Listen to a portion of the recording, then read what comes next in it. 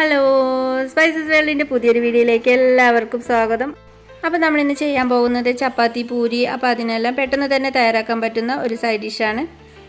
അപ്പോൾ നമുക്കിനി വീഡിയോ കാണാം. ഫ്രണ്ട്സ്, അതിന് മുന്നേ എൻ്റെ ഈ ചാനൽ ആദ്യമായിട്ട് കാണുന്നവരാണെങ്കിൽ താഴെയുള്ള റെഡ് സബ്സ്ക്രൈബ് ബട്ടൺ ഒന്ന് ക്ലിക്ക് ചെയ്യണം. കൂടെ തൊട്ടടുത്തുള്ള ബെല്ലൈക്കണും കൂടി. അപ്പോൾ നമുക്കിനി വീഡിയോ കാണാം. ആദ്യം തന്നെ നമുക്കൊരു പാത്രം ഒന്ന് ചൂടാക്കി അതിലേക്ക് നമുക്ക് ഓയിൽ ഒഴിച്ച് കൊടുക്കാം. 1 ടേബിൾ സ്പൂൺ ഓയിൽ നന്നായിട്ട് ചൂടായി കഴിയുമ്പോൾ ഒരു 1/2 ടീസ്പൂൺ കടുക് എന്നിട്ട് കൊടുക്കാം. അപ്പോൾ കടുക് ഇപ്പോൾ നന്നായിട്ട് പൊട്ടിയിട്ടുണ്ട്. ഇതിലേക്ക് നമുക്ക് 1 ടീസ്പൂൺ കടലപ്പരിപ്പ്, അതിൻ്റെ കൂടെ 1 ടീസ്പൂൺ ഉഴുന്ന് കൂടി എന്നിട്ട് കൊടുക്കാം. അപ്പോൾ ഇത് നന്നായിട്ടൊന്ന് മൂത്ത് വരണം. ഇനി ഇതിലേക്ക് നമുക്ക് ഒരു കഷ്ണം ഇതുപോലെ ചെറിയൊരു കഷ്ണം പട്ട, പിന്നെ ഇതിലേക്ക് 2 ഗ്രാമ്പു, ഒരു വഴനയില, അപ്പോൾ ഇതുകൂടി എന്നിട്ട് കൊടുക്കാം. അടുത്തായിട്ട് ഇതിലേക്ക് ഇതേപോലെ നീളത്തിൽ കട്ട് ചെയ്ത് വെച്ചിരിക്കുന്ന 2 സവാളയാണ്, അപ്പോൾ ഇതിട്ട് കൊടുക്കാം. ഇതിലേക്ക് നമുക്കിനി എരിവിനായിട്ടൊരു 3 പച്ചമുളക്, കൂടെ 1 ടേബിൾ സ്പൂൺ ഇഞ്ചി ചെറുതായിട്ട് അരിഞ്ഞിട്ടുള്ളത്, അപ്പോൾ ഇതുകൂടി എന്നിട്ട് കൊടുക്കാം. ഇനി ഇതിലേക്ക് കുറച്ച് കറിവേപ്പില ചേർത്ത് കൊടുക്കാം. കൂടെ നമുക്ക് ആവശ്യത്തിന് ഉപ്പ്, ഒരു 1/2 ടീസ്പൂൺ ഉപ്പ്. അപ്പോൾ ഇനി ഇതെല്ലാം കൂടി നന്നായിട്ടൊന്ന് നമുക്ക് വഴറ്റിയെടുക്കണം. അപ്പോൾ ഇതിലിപ്പോൾ സവാള നന്നായിട്ട് മുരിഞ്ഞ് വരേണ്ട ആവശ്യമില്ല, നമുക്കിതിൽ കുറച്ചൊന്ന് സോഫ്റ്റായാൽ മതിയാവും. അപ്പോൾ ഈ സമയം നമുക്കിതിലേക്ക് ഒരു 1/4 ടീസ്പൂണൊക്കെ കുറവൊന്ന് മഞ്ഞൾപ്പൊടി ചേർത്ത് കൊടുക്കാം. അപ്പോൾ മഞ്ഞൾപ്പൊടി ഇതേപോലെ നന്നായിട്ടൊന്ന് യോജിച്ച് വന്നിട്ടുണ്ട്. ഈ സമയം നമുക്കിതിലേക്ക് കട്ട് ചെയ്ത് വെച്ചിരിക്കുന്ന ഒരു തക്കാളി ഇട്ട് കൊടുക്കാം.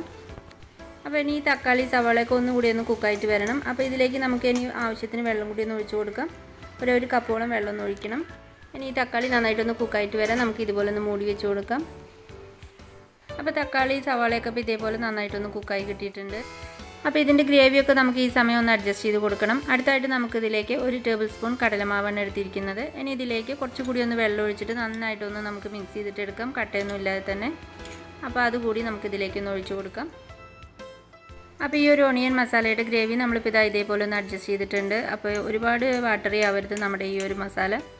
നമ്മളിപ്പോൾ ചേർത്തിയിട്ടുള്ള കടലമാവൊക്കെ ഇപ്പോൾ നന്നായിട്ട് കുക്കായിട്ടുണ്ട്, അതിൻ്റെ പച്ചമണമൊക്കെ നന്നായിട്ട് പോയിട്ടുണ്ട്. ഈ സമയം നമുക്കിതിലേക്ക് കുറച്ചുകൂടി ഒന്ന് ഉപ്പിട്ട് കൊടുക്കാം.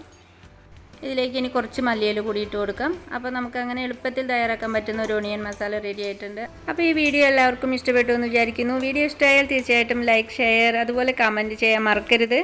ഇതുപോലുള്ള കൂടുതൽ വീഡിയോകൾക്കായി ഈ ചാനൽ വീഡിയോ ആദ്യമായിട്ട് കാണുന്നവരാണെങ്കിൽ സബ്സ്ക്രൈബ് ചെയ്യാൻ മറക്കല്ലേ. കൂടെ തൊട്ടടുത്തുള്ള ബെല്ലൈക്കണും കൂടി. അപ്പോൾ ഓക്കെ ഫ്രണ്ട്സ്, നെക്സ്റ്റ് വീഡിയോ ആയിട്ട് കാണുന്നവരേക്കും എല്ലാവർക്കും നന്ദി.